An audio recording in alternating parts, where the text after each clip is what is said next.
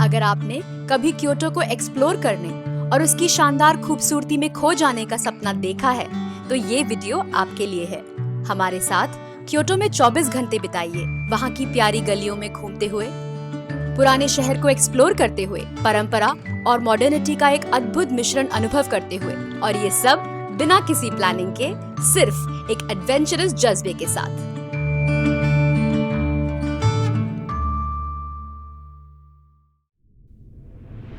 हम ओसाका से क्योटो सुबह लगभग 10 बजे पहुंचे, JR special rapid service train के जरिए। हमने यह सफर सिर्फ 30 से 45 मिनट में तय किया और ट्रेन की कॉस्ट 1210 येन पर पर्सन पड़ी। अगर आप टोक्यो से आ रहे हैं तब शिनकानसेन यानी बुलेट ट्रेन से डायरेक्टली आ सकते हैं, जो लगभग 2 घंटे 20 मिनट का समय लेती है और उसका एक तरफ का किराया करीब 13,000 येन लगता है।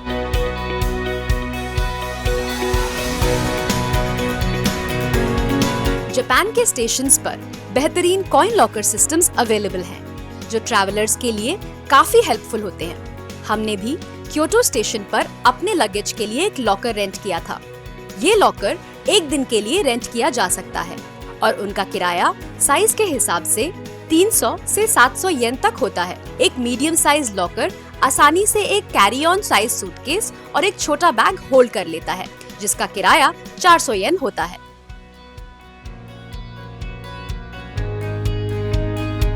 क्योटो के ज्यादातर होटल्स का चेक इन टाइम शाम को 3 से 4 बजे के बाद होता है, तो दिन भर अपना सामान सुरक्षित रखने के लिए ये लॉकर सिस्टम एक परफेक्ट ऑप्शन है। क्योटो के जियोन डिस्ट्रिक्ट घूमने के लिए हम जियोन स्टेशन पर उतर गए। स्टेशन से बाहर निकलते ही हमें वहाँ की सुंदरता का असली एहसास होने लगा। हमने क्योटो का दौरा अर्ली नवंबर में किया, जब ऑटम सीजन शुरू होने वाला था। मौसम काफी अनप्रेडिक्टेबल था और पूरे दिन बारिश हुई। हमारे पास बारिश से बचने के लिए कोई सहारा नहीं था, लेकिन हमने देखा कि कई लोग बड़े ट्रांसपेरेंट अम्ब्रेलास के साथ घूम रहे थे। हमने 700 येन में एक रेगुलर सुपरमार्केट से ये छाता खरीद लिया। हमें क्या पता था कि ये छाता हमारे फोटोज के लिए एक परफेक्ट प्रॉप बन जाएगा। एक छाते और गूगल मैप्स के सहारे हमने क्योटो एक्सप्लोर करना शुरू किया।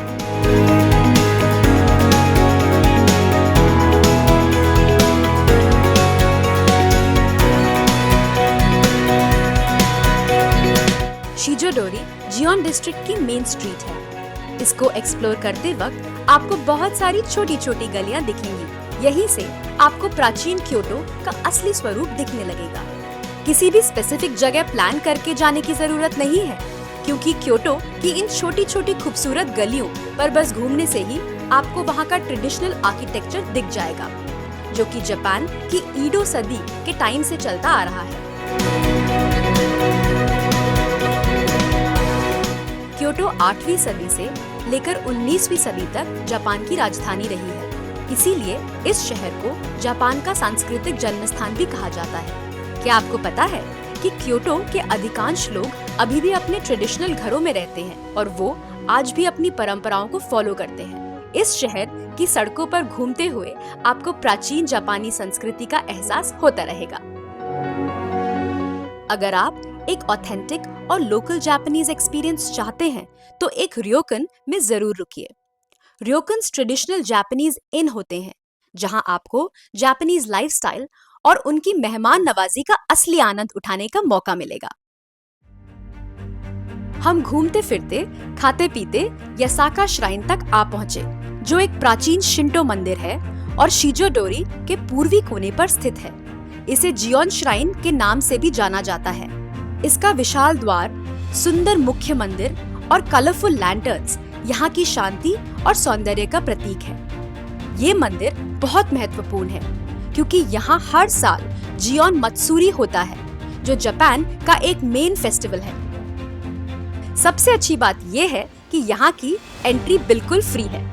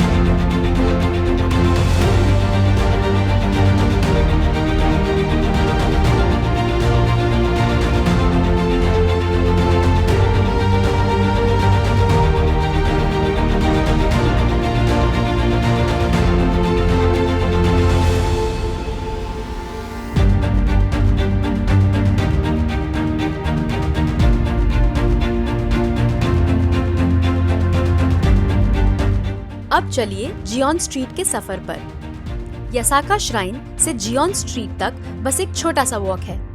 अगर आप गूगल मैप्स का इस्तेमाल कर रहे हैं तो जियोन कॉर्नर सर्च करके आप आसानी से मेन स्ट्रीट तक पहुंच सकते हैं। जियोन अपने गेशा कल्चर के लिए मशहूर है।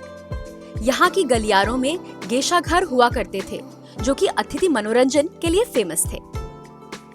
अक्टूबर और नवंबर में जापान में सूर्यास्त जल्दी हो जाता है और ये वक्त जियोन के असली जादू को महसूस करने का है।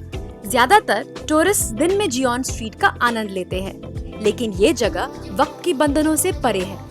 यहाँ रात का भी अलग मजा है, जब भीड़ थोड़ी कम और गलियां पीली रोशनी से चमक उठती हैं।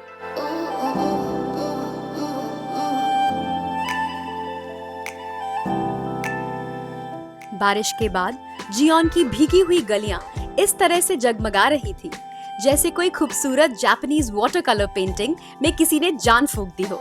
हमने जियोन की भीड़ का इस्तेमाल करके वहां एक यूनिक फोटो एक्सपीरियंस भी क्रिएट किया। शाम ढलते ही हम निशिकी मार्केट की तरफ आ गए। इस मार्केट को क्योटो's किचन कहा जाता है, क्योंकि जो लोग खाने के शौकीन हैं, उनके लिए तो ये जन्नत है। यहाँ आपको सी फूड से लेकर विभिन्न प्रजातियों के फल और कई तरह की मिठाइयाँ मिलेंगी। इस मार्केट की हलचल देखकर तो आप खुशी से झूम उठेंगे। भरपूर शॉपिंग करने का आनंद यहाँ लिया जा सकता है। कपड़े, टोपियाँ, जूते, सेरेमिक्स और क्या कुछ नहीं मिलता है निशिकी मार्केट में।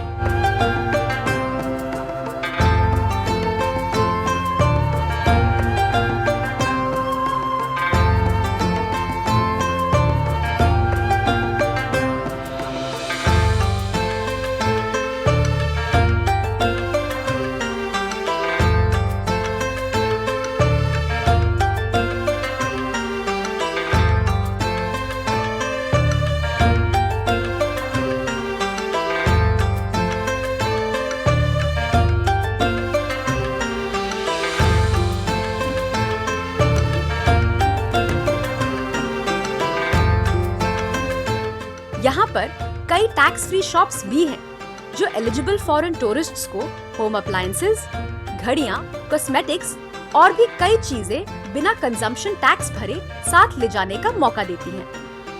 क्योटो अपने आप में ही जापानी सभ्यता का एक प्रतीक है। इसे महसूस करने के लिए किसी स्पेसिफिक चेकलिस्ट की जरूरत नहीं। एक एडवेंचरस जज्बे और गूगल मैप्स के साथ क्योटो घूमा जा सकता है। जैसे कहा जाता है, the best things in life always come unplanned।